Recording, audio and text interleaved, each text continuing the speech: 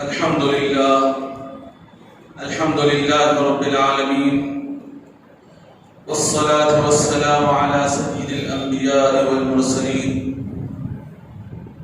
سيدنا محمد وعلى آله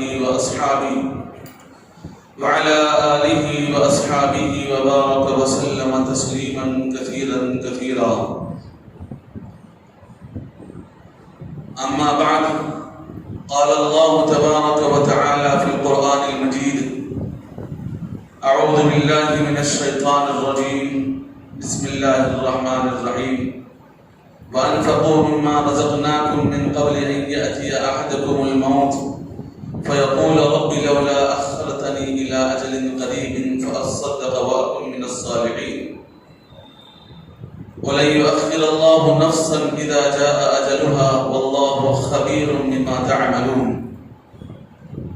وقال النبي صلى الله عليه وآله وسلم: لتتبعن سنن من قبلكم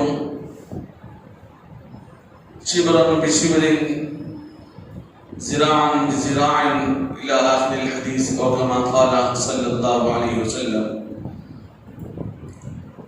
وقال النبي صلى الله عليه وآله وسلم: ما من أحد يموت إلا ندم، أو كما قال صلى الله عليه وآله وسلم. معزز حاضرین کرام، واجب الاحترام میرے دینی بھائیوں، بزرگوں، دوستوں اور عزیز ساتھیوں،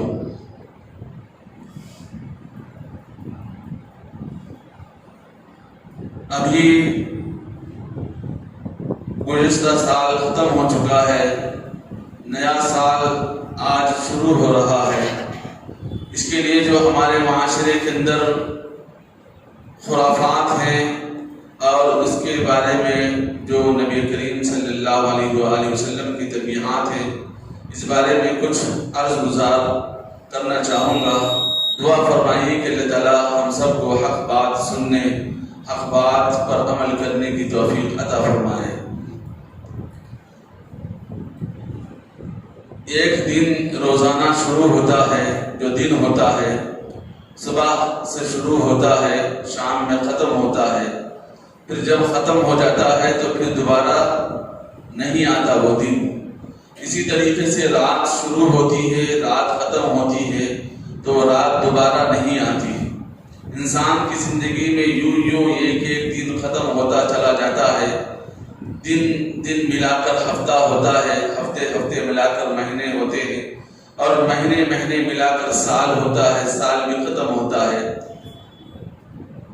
نبی کریم صلی اللہ علیہ وسلم کی تعلیمات میں سے یہ ہے کہ چونکہ انسان کے پاس وقت کی بڑی اہمیت ہے، اور نبی علیہ الصلوۃ والتسلیم کبھی سال گنتے ہوئے نہیں بیٹھے، کبھی دن دیکھتے ہوئے نہیں بیٹھے.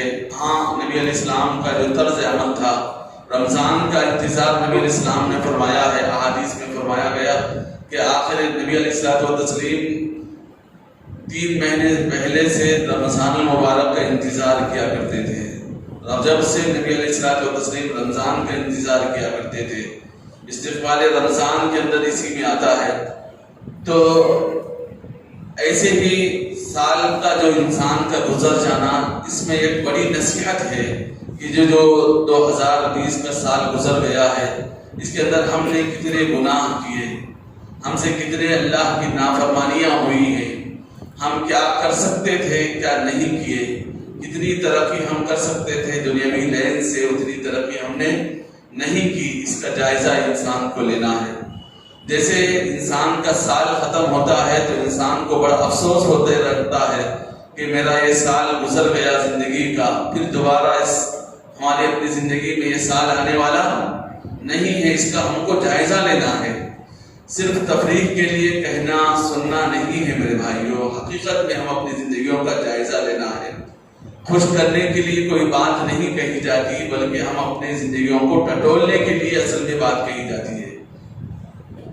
تو ہم اپنی زندگیوں کا جائزہ لینا ہے کہ ہم نے اس سال کتنے اللہ کو ناراض کیا ہے، کتنا اللہ رب العزت کو کے احکامات پر عمل کیا ہے، کتنا ہم عمل سے کوتا رہے، نہیں کیے، عمل سے دور رہے. اس کا ہم کو جائزہ لینا ہے. اور پھر نبی علیہ الصلوۃ والتسلیم نے ایک موقع پر فرمایا تھا کہ لَتَتَّبِعَنَّ سَنَنَ مَن قَبْلَكُمْ، کہ ضرور تم لوگ پرانے لوگوں کی اقتداء میں آؤ گے. اور پھر شبرًا بشبرٍ، کہ تم ایسی اقتداء کرو گے کہ جسے ایک بالش بھی ان کی ضروری، ایک بالش تم ان کی اقتداء کرو گے. ذراعًا بذراع، اور ایسا ایک ہاتھ کے برابر ان کی اقتداء کرو گے. فرمایا کہ اتنی تم ان کی اقتداء کرو گے کہ برابر ان کے قدم بقدم تم چلو گے، ان کے ہاتھ بہاتھ ان کے ساتھ تم دو گے. تو صحابہ نے عرض کیا کہ یا رسول اللہ صلی اللہ علیہ وسلم، یہ کون لوگ ہوں گے جن کی اقتداء امت کرے گی؟ تو نبی علیہ السلام نے فرمایا کہ اور کون لوگ، یہود و نصارہ کی انسان اقتداء کرے گا. آج دیکھ لیجئے سارے عالم کے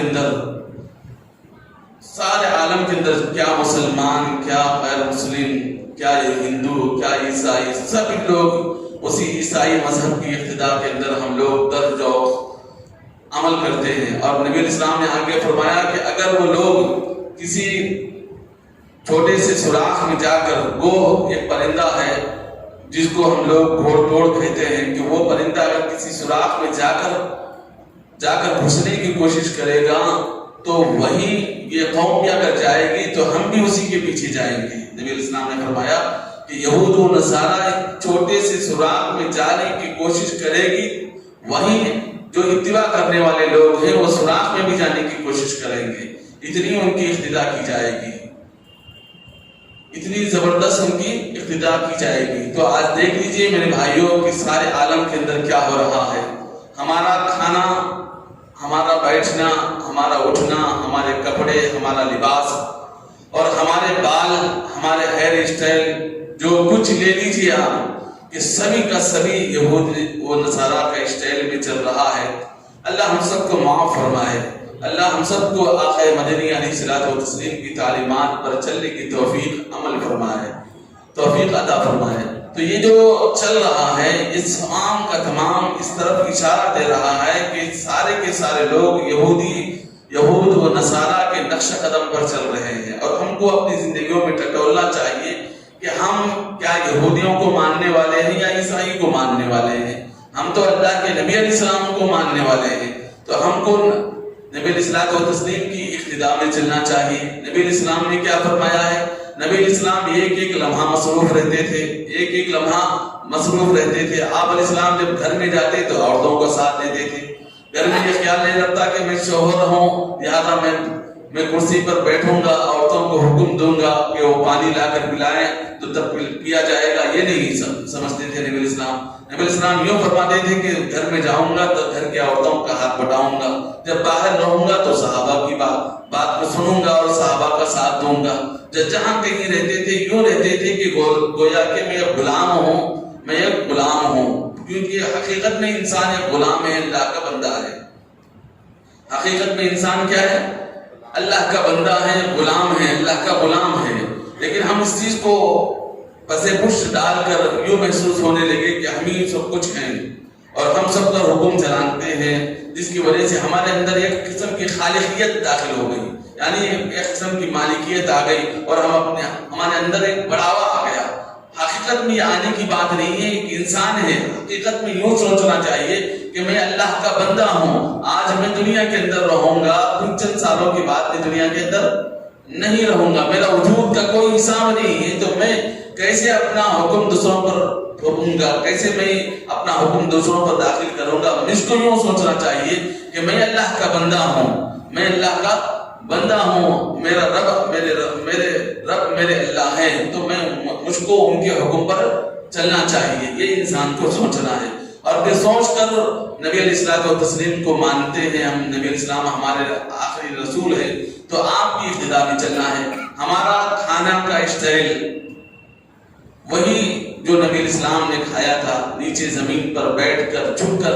نبی علیہ السلام کبھی اپنے آپ کو کھڑے ہو کر اوپر کی طرف بیٹھ کر نہیں کھائے. نبی علیہ السلام ہمیشہ کھانے کی طرف جھک کر کھاتے تھے. حضور علیہ الصلوۃ والتسلیم کی تعلیمات میں علماء نے لکھا ہے کہ نبی علیہ السلام کھانے کی طرف ایسا کھاتے تھے جیسے دیکھنے والا یوں محسوس ہوتا کہ غلام کھا رہا ہے. اور ہم لوگ ایسے کھاتے ہیں جیسے ہم لوگ یوں محسوس ہوتا ہے کہ بہت بڑا آدمی ہے، بڑا سیٹ ہے. सेठ भी हो तो खाने की जगह हम अपने आप को यूं महसूस करें कि मैं अल्लाह का बंदा हूँ, अल्लाह मुझको ये नेमत अता कर रहा है। नेमत के शुक्रिया का हक ये है कि इंसान वहाँ आजिज़ी करे। आज हमारे पास आजिज़ी ही नहीं है, आज हमारे पास इंकिसारी ही नहीं है, आज हमारे पास थोड़ी सी नेमत की कदरदानी की कैफियत हमारी जिंदगियों के अंदर नहीं है मेरे भाइयों। इसलिए मेरे भाइयों ज़रूरत इस बात की है कि नबी अलैहिस्सलातु वस्सलाम की जो तालीमात हैं वो उनको देखना चाहिए। बाल कैसे कटाते हैं, आज हम बाल हमारे बालों का, हमारे बच्चों के बालों का रखने का अल्लाह माफ़ फरमाए। नबी अलैहिस्सलातु वस्सलाम ने सख्ती के साथ मना फरमाया है बाल कटाने के अंदर। पूरे बाल एक जैसे हों, नीचे से ऊपर तक एक जैसे हों, और इससे जो आजकल जो बाल रखते हैं ऊपर की जानिब बड़े बड़े, नीचे की जानिब पूरे कटे हुए रखते हैं, नबी अलैहिस्सलाम ने इससे सख्ती के साथ मना फरमाया है। नबी अलैहिस्सलाम ने सख्ती के साथ मना फरमाया है। और फिर फरमाया कि खाने के पास हम लोग जो बैठकर खाते हैं, ऊपर बैठकर खाना आजकल तो एक फैशन हो चुका है। हर घर के अंदर जहां पर भी इंसान बैठते हैं तो वो ऊपर बैठने का माहौल है, नीचे बैठना है। नबी अलैहिस्सलाम ने फरमाया कि गुलाम के जैसे जिंदगी गुजारो। एक गुलाम किस एक एक नेमत को किस अंदाज से लेता है, किस खुशी से लेता है, कितना अपने अंदर फरहत महसूस करता है। हम भी तो अल्लाह के गुलाम हैं, अल्लाह ने हमको तमाम नेमतें नसीब किया है, तो ये अल्लाह ही की मर्जी है। हम अपनी मेहनत, हमारी कोशिश, हमारी सलाहियत से हमारे पास ये नेमतें नहीं आई, ये अल्लाह के अता करने से आए हैं, ये अल्लाह रब्बुल इज्जत के अता करने से ये नेमतें हमारे पास आई हैं। तो हमको चाहिए उस नेमतों का एहसास इस अंदाज से करें जैसे गुलाम खुश होकर इंसान कैसे खाता है। जब गुलाम को कोई नेमत मिले तो वो किस फरहत के साथ, किस खुशी के साथ, कितने उस नेमत का कितना एहसास के साथ वो इंसान उस नेमत को इस्तेमाल करता है। तो इसी अंदाज से हमको भी करना चाहिए, खाने के लेन में हो, पहनने के लेन में हो। और हमारा पहनने का अंदाज देख लीजिए, आक़ा मदनी अलैहिस्सलातु वस्सलाम की तालीमात के मुंह बिल्कुल मुख्तलिफ। गोया कि हम तो जुबान से तो हम कहते हैं कि हम मुसलमान हैं, लेकिन हमारा नीचे से ऊपर तक का मुकम्मल कल्चर देख लीजिए हमारा। अल्लाह माफ़ फरमाए कि यहूद व नसारा के कल्चर में हम डूबे हुए हैं। हम यहूद व नसारा के कल्चर में डूबे हुए हैं। जुबान से तो हम कहते हैं हमारा नाम मोहम्मद है, हमारा नाम अब्दुल्ला है, हमारा नाम अब्दुल रहमान है, लेकिन हमारा कल्चर हम अपनी जिंदगी के अंदर देख ले तो मुकम्मल नीचे से ऊपर तक हमारा कल्चर यहूद व नसारा के अंदर डूबा हुआ है। ना हमारे बाल दुरुस्त है, ना हमारे नाखून दुरुस्त है, ना हमारे अपने कपड़े दुरुस्त है, ना हमारा बोलचाल दुरुस्त है, ना हमारी जिंदगी का कोई सोच दुरुस्त है, ना कोई अमल दुरुस्त है। अल्लाह माफ़ फरमाए मेरे भाइयों। इसलिए हम सबको चाहिए कि नबी अलैहिस्सलातु वस्सलाम के फरमादात पर अमल उसी वक्त हो सकता है जब यहूद व नसारा की तालीमात को हम छोड़ें। जिंदगी के अंदर देख लीजिए, हमारे कपड़े हैं तो हम पहले ये सोचना है कि हम मुसलमान है, मुसलमान को किस अंदाज में कपड़े पहनना चाहिए। हर रंग के कपड़े नबी इस्लाम ने इस्तेमाल करने का हुक्म दिया है, जायज है, लेकिन वो कपड़े इस्तेमाल करें जो नबी ने इस्तेमाल किया था। नबी इस्लाम को सबसे महबूब कौन से कपड़े थे? नबी इस्लाम को सबसे ज्यादा महबूब वाइट कपड़े थे। नबी इस्लाम ज्यादा वाइट कपड़े पहना करते थे। हालांकि सब कपड़े जायज है, कलर के कपड़े पहनने में नाजायज नहीं है, हराम नहीं है, इसके अंदर कोई और कबाहत नहीं है, लेकिन आक़ा मदनी अलैहिस्सलातु वस्सलाम को ज्यादा पसंद क्या चीज थी उसका हम लिहाज रखने वाले बन जाए। और नबी अलैहिस्सलातु वस्सलाम जिस अंदाज से नाखून काटते थे, नाखून के काटने का तरीका भी नबी अलैहिस्सलातु वस्सलाम ने बतलाया है। सीधे हाथ की छोटी उंगली से नाखून काटना शुरू करते थे और ऐसे ही अंगूठा काट कर फिर ये अंगूठा शुरू करते थे, उसके बाद आखिर तक जाते थे। नबी अलैहिस्सलातु वस्सलाम छोटी सीधे हाथ की छोटी उंगली से काटना शुरू करते थे, यूं ही काटते काटते ये अंगूठा काटते थे, फिर उसके बाद ये अंगूठा काटते थे, उसके बाद ये आखिर तक जाया करते थे। ऐसे ही पैर के नाखून के मामला है, ऐसे ये भी है। बाज़ पैर का नाखून का इस अंदाज का तरीका है कि पैर का नाखून यूं काटते थे नबी अलैहिस्सलातु वस्सलाम कि छोटी उंगली से काटना शुरू करके आखिर तक यूं जाते थे, लेकिन हाथ का यूं काटा करते थे नबी अलैहिस्सलातु वस्सलाम। पहले शहादत की उंगली काटा करते थे, उसके बाद फिर ये उंगलियां काटते थे, उसके बाद फिर यूं काट कर आखिर में ये अंगूठा काटा करते थे नबी अलैहिस्सलातु वस्सलाम। پہلے شہادت کی انگلی کاٹتے تھے، اس کے بعد یہ انگلیاں کاٹتے تھے، اس کے بعد یوں کاٹتے کاٹتے یہ انگوٹھے پر آتے تھے، اس کے بعد آخر میں یہ انگوٹھا کاٹا کرتے تھے. اور کھانے کی چیز بھی نبی علیہ الصلوۃ والتسلیم سامنے کی چیز کو کھایا کرتے تھے، اور ایسی کراہت کے ساتھ کوئی چیز نہیں کھاتے تھے سامنے والوں کو خراب لگے. جیسے مثال کے طور پر کوئی آدمی کو پسند کی کوئی چیز ہو تو وہ ہب لیتا ہے، اور لے کر ایسا بے ڈھب انداز سے انسان کھانے کی کوشش کرتا ہے، جلدی جلدی منہ میں ڈال کر، تاکہ لوگوں کو محسوس ہو اس کی طبیعت کی چیز ہے، لیکن لوگوں کے اندر قباحت کا اس کو احساس نہیں ہوتا. اس کو بھی احساس کرنا چاہیے. طبیعت کے اندر نظافت بھی ہو، نزاکت بھی ہو، لیکن لوگوں کا بھی خیال رہے کہ لوگوں کو اچھی نہ لگے. ایسا ہم کھا رہے ہیں کہ لوگوں کو تکلیف ہو رہی ہے، تو اس سے بھی نبی علیہ الصلوۃ والتسلیم نے منع فرمایا ہے. اور پھر ہم اپنی زندگی کے اندر دیکھیں کپڑے کیسے پہننا ہے. آقا مدینہ علیہ الصلوۃ والتسلیم کا کپڑوں کا رنگ کیسا ہوتا تھا، کپڑے کیسے پہنتے تھے، جبے والے، کلی والے. نبی علیہ الصلوۃ والتسلیم کلی کے کپڑے پہنتے تھے، اکثر لنگی پہنا کرتے تھے. پاجامہ کو بھی نبی علیہ السلام نے پسند فرمایا، پاجامہ پہننے کی بھی اجازت علماء نے فرمائی، کیونکہ زمانے میں سب سے زیادہ ستر محفوظ رہتا ہے پاجامہ میں. لنگی کے اندر عام طور سے ہر ایک کے لیے اتنا پیار نہیں ہوتا، جس کی وجہ سے علماء نے نبی علیہ السلام نے پسند بھی فرمایا تھا. اس لیے تمام علماء فرماتے ہیں کہ پاجامہ بھی پہننے کی گنجائش ہے، اطمینان سے پہنیے، اس لیے کہ اس کے اندر سب سے زیادہ سطر کا خیال ہوتا ہے. اور پینٹ کو بھی پہننا ہے، اس کے بعد ٹخنوں سے نیچے نہیں کرنا ہے. نبی علیہ السلام نے فرمایا ٹخنوں سے نیچے جو حصہ رہے گا وہ جہنم میں جلے گا. لیکن آج ہم لوگ اس کا طرف توجہ نہیں دیتے، اور ہم اتنی بڑی بات ہے، حدیث صحیحہ کے اندر ہے، بخاری کے اندر یہ حدیث موجود ہے، لیکن اس کے باوجود بھی ہم لوگ اس کی طرف توجہ نہیں کرتے، کیونکہ ہماری زندگیوں سے آقا مدنی علیہ السلام کی تعلیمات کا اثر زندگی میں نہیں ہے. اللہ کے اللہ رب العزت کے احکامات کا پاس و لحاظ ہماری زندگی میں نہیں ہے. ہم بڑے سے بڑی چیز بھی یوں ہی آسانی سے چھوڑ دیتے ہیں، یوں ہی آسانی سے چھوڑ دیتے ہیں، اس کو عمل نہیں کرتے. اور پھر فرماتے ہیں کہ ہم تو بڑے مسلمان ہیں، ہم بڑے اللہ کے نبی علیہ الصلوۃ والتسلیم سے ہمیں محبت ہے، اور محبت کے کیسے لمبے لمبے چوڑے دعوے کرتے ہیں کہ زندگی میں ایک سنت نظر نہیں آتی، نبی علیہ الصلوۃ والتسلیم کی ایک طریقہ زندگی کے اندر نظر نہیں آتا. اس کے باوجود بھی لمبے لمبے چوڑے دعوے کرتے ہیں. میرے بھائیوں، ہم کو زندگی کو درست کرنا ہے. ہم حقیقت میں دیکھیں کہ ہماری زندگی کس رخ سے جا رہی ہے. آج کل جو طریقہ چل رہا ہے، جو نیو ایئر کے بارے میں جو مبارکبادیاں دینا ہے، یہ بھی درست نہیں ہے. نبی علیہ الصلوۃ والتسلیم کی زندگی کے اندر بھی 63 سال نبی علیہ الصلوۃ والتسلیم کی نبوت کے بعد 23 سال نبی علیہ الصلوۃ والتسلیم کو نصیب ہوئے. 63 سال کی زندگی تھی نبی علیہ السلام کی، اور 23 سال نبوت کے سال تھے نبی علیہ الصلوۃ والتسلیم کے. لیکن اس کے باوجود بھی نبی علیہ الصلوۃ والتسلیم نے کبھی بھی اس کے اندر سال آتے گئے، کبھی مبارکبادی نہ نبی علیہ السلام نے صحابہ کو دیا، نہ ہی صحابہ نے نبی علیہ السلام کو دی. چلو ٹھیک ہے، صحابہ نے نہیں دیا، تابعین نے دیا، اور تابعین نے بھی نہیں دیا، نہ ہی تبع تابعین نے دیا ہے، نہ ہی مجتہدین احادیث نے دیا ہے، نہ ہی مجتہدین ائمہ نے دیا ہے، نہ ہی کسی اللہ والوں نے اس طریقے سے پیش کیا ہے. کبھی ہمارے اسلام کے اندر یہ طرز عمل نہیں ہے. ہاں، اس آدمی کو مبارکبادی دیجیے جو آدمی زندگی کے اندر خیر کے راستے پر چل رہا ہے، جو بہترین نیک اعمال کی طرف رغبت کر رہا ہے، اس کو مبارکبادی دیجیے کہ وہ حقیقت میں مبارکبادی کے قابل ہے. لیکن آج ہمارے پاس اس کی اہمیت ہی نہیں ہے. کوئی آدمی زبردست نیک عمل کر کے آیا، 40 دن تک، 4 مہینے تک، 1 سال تک، یا پھر یوں سمجھ لی کہ زندگی بھر اس کی نماز نہیں چھوڑ رہی، اس کی اہمیت ہماری زندگی میں ہے ہی نہیں. ہمارے پاس اس چیز کی اہمیت ہے جو آدمی بس تھوڑی سا زبردست فیشن آ گیا، کسی جگہ بڑا سیلیبریٹی بن گیا، بہت بڑا آدمی بن گیا، MLA بن گیا، اس کی اہمیت ہے، اس کی بڑی اہمیت ہے ہمارے پاس. جو نمازی ہے، جو روزے کا پاس لحاظ رکھتا ہے، جو نمازوں کا خیال کرتا ہے، جو اللہ کے نبی کی تعلیمات پر عمل پیرا ہوتا ہے، اس کی کوئی ہمارے پاس اہمیت نہیں ہے. اللہ معاف فرمائے میرے بھائی. اب ایسی زندگی ہماری بسر ہو رہی ہے تو کہاں سے ہماری زندگی کے اندر نبی علیہ الصلوۃ والتسلیم کی تعلیمات آئیں گی، محبت آئے گی، نبی اسلام سے عشق ہوگا؟ کیسے عشق ہوگا میرے بھائی؟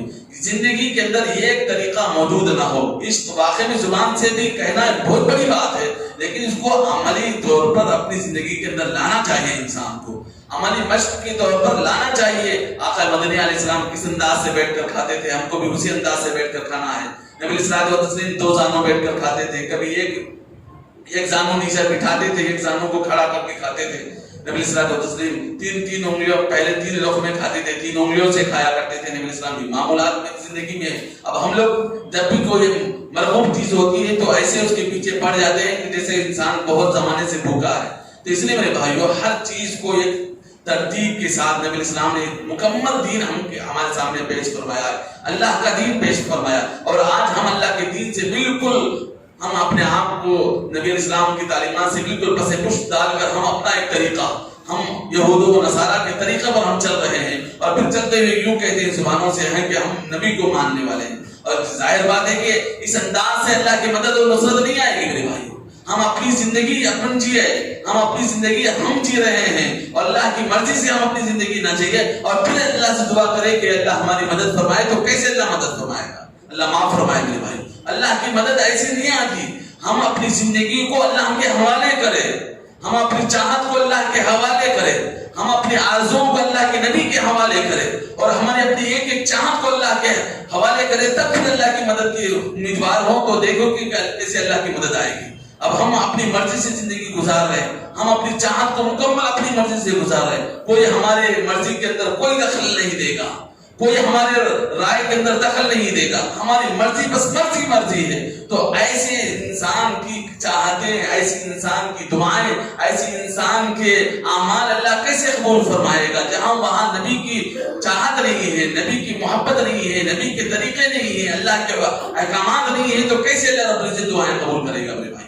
تو یہی حال آج ہمارا ہے میرے بھائیو۔ اللہ ہم سب کو معاف فرمائے، ہم سب کو اعمال صالحہ کی توفیق نصیب فرمائے۔ نبی علیہ الصلوۃ والتسلیم کی ایک حدیث میں نے پڑھا تھا شروع میں، اس کے اندر نبی علیہ الصلوۃ والتسلیم نے فرمایا کہ ما من احد يموت الا ندما، کہ وہ ہر شخص جو اس دنیا سے رخصت ہو رہا ہے، مر رہا ہے، وہ مرنے کے بعد وہاں جا کر ندامت کرے گا، شرمندگی محسوس کرے گا۔ یعنی دنیا سے جو انسان رخصت ہوتا ہے، ہر انسان دنیا سے رخصت ہونے کے بعد آخرت میں جا کر شرمندگی، قبر میں جا کر شرمندگی محسوس کرے گا۔ نبی اسلام کی ایک حدیث ہے۔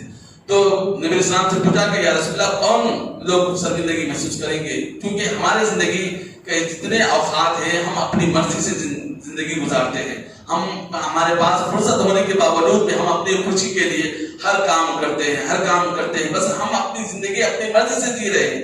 کبھی ہم اپنی زندگی کو اللہ کے احکامات پر اور نبی علیہ السلام کے طریقے پر لانے کی ہم نہ ہی کوشش کیے ہیں، نہ ہی کر رہے ہیں۔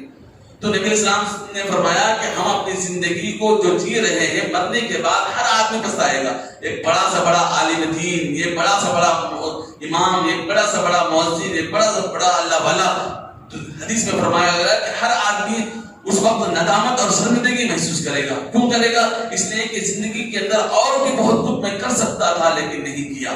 ایک مالدار یوں سوچے گا کہ یا اللہ میرے پاس بہت زیادہ مال تھا لیکن میں دنیا میں خرچ نہیں کیا، میں دنیا سے آ گیا۔ قرآن مجید میں خود فرمایا کہ میں دنیا سے آ گیا، اللہ مجھے مہلت دیجیے، جا کر میں صدقہ کر کے آؤں۔ فَصَدَّقَ وَأَكُن مِّنَ الصَّالِحِينَ، اور پھر ایک بندہ اللہ سے عرض کرے گا کہ اللہ میں جا کر نیک بن کر آنے کی خواہشیں بھی ہے، اللہ مجھے واپس دنیا کے اندر بھیج دیجیے، لیکن اللہ اس وقت موقع نہیں دیں گے، اللہ اس وقت موقع نہیں دیں گے۔ اسی لیے یہی زندگی کے اندر انسان کو سب کچھ کرنا ہے، دنیا بھی کمانا ہے، ضرورت زندگی بھی پوری کرنا ہے، اور آخرت کی تیاری بھی اسی زندگی کے اندر کرنا ہے۔ اور ہم لوگ اس زندگی کو یوں ہی لیٹ لے رہے ہیں، ایسا لیٹ لے رہے ہیں کہ آخرت ہماری آنے والی نہیں ہے۔ ایک مسلمان کے لیے آخرت سب سے پہلے مقدم ہونا چاہیے، لیکن ہم اس زندگی کو اتنی ترجیح دے رہے ہیں، اتنا اہمیت دے رہے ہیں کہ آخرت ہمارے لیے کوئی حقیقت نہیں ہے۔ اس انداز سے ہم زندگی گزارے اور پھر ہم اپنی زبان سے کہیں کہ ہم مسلمان ہیں، ہم نبی کو ماننے والے ہیں اور نبی علیہ الصلوۃ والتسلیم کی محبت ہماری زندگی کے اندر ہے، یوں سمجھ رہے ہیں۔ پھر ہم ہماری اپنی خام خیالی ہے، ہمارا مسلمان ہونے کا دعویٰ خام خیالی ہے۔ ہماری زندگی کو تھوڑا سا اس لائن سے ٹٹو لیجیے کہ ہماری زندگی کی ایک ایک کڑی کس چاہت پر چل رہی ہے، کیا اللہ کی چاہت پر چل رہی ہے، اللہ کے حکموں کے مطابق ہم جو کوشش کر رہے ہیں، اللہ نے جو حکم دیا ہے یہ کوشش کرتے رہو، کرتے کرتے ایک وقت ایسا آئے گا کہ انسان اللہ کے حوالے ہو جائے گا۔ جیسے شروع میں کوئی عالم بن گیا، کوئی بچہ بن گیا، اس کو ایک ٹریننگ دی جاتی ہے، اس کو ٹریننگ کے اوپر چلتے چلتے اس کا دل اس انداز کا ہو جاتا ہے کہ اب میری مرضی چھوڑنا چاہیے، میں اللہ کی مرضی کو پر چلنا چاہیے۔ شروع میں تو وہ بیزارگی کے ساتھ نماز پڑھتا ہے، بیزارگی کے ساتھ روزہ رکھتا ہے، بیزارگی کے ساتھ قرآن پڑھتا ہے، بیزارگی کے ساتھ تلاوت کرتا ہے، سب کچھ بیزارگی کے ساتھ کرتا ہے، لیکن کرتے کرتے اللہ تعالیٰ اللہ رب العزت کی طرف سے توفیق ہوتی ہے، اس کے بعد اس کا دل ایک قسم سے ماننا شروع کر دیتا ہے. اس کے بعد مانتے مانتے یوں ہوتا ہے, اس کے بعد ایک عرصے کے بعد اس کی زندگی کو یوں محسوس کرتا ہے کہ نہیں یہی سب کچھ اعمال ہے, اب مجھے مکمل اسی کے حوالے ہونا ہے, مجھے مکمل اللہ ہی کے حوالے ہونا ہے. اس کے بعد جب اپنے آپ کو اللہ کے حوالے کرے گا پھر بھی وہ شخص بڑا مبارکباد ہے.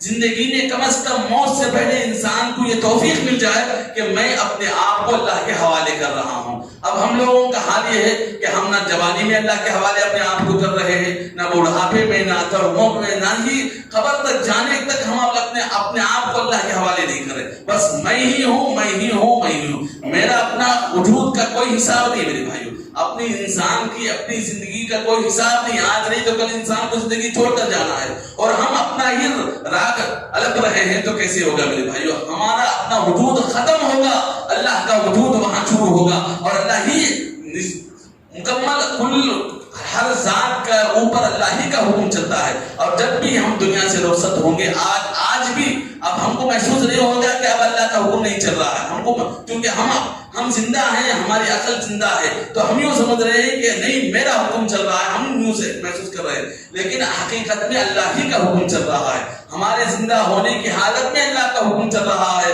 اور ہمارے اس دنیا سے پردہ فرمانے کے بعد بھی اللہ ہی کا حکم چلے گا, اور قبر میں بھی اللہ ہی کا حکم چلے گا, آخرت میں بھی اللہ ہی کا حکم چلے گا. اس لیے میرے بھائیوں, اس سے پہلے کہ اللہ زبردستی وہاں حکم چلائے, ابھی سے ہم اپنے آپ کو اللہ کے حوالے کرنے والے بن جائیں. ہم اپنے دلوں کو, اپنی چاہتوں کو, اپنی آرزوؤں کو اللہ کے حوالے کریں. ہم اپنی آرزوئیں کچھ کم کر لیں, بے شک کچھ کم کر لیں, کچھ وہاں تکلیف ہوتی ہے, کچھ ہمارے آرزوؤں کو کچلی جاتی ہے, وہاں کچلنا اللہ کو بڑا محبوب ہے, اللہ کو بڑا محبوب ہے. ہم اپنے آرزوؤں کو کچلیں, اللہ کو بڑا محبوب ہے. اگر ہم نہیں کچلیں گے تو وہاں جا کر ہم کچلے جائیں گے میرے بھائی. بس اللہ سے دعا ہے, اللہ تعالیٰ ہم تمام کو کہنے سننے سے زیادہ عمل کی توفیق نصیب فرمائے. آمین. واخر دعوانا الحمدللہ.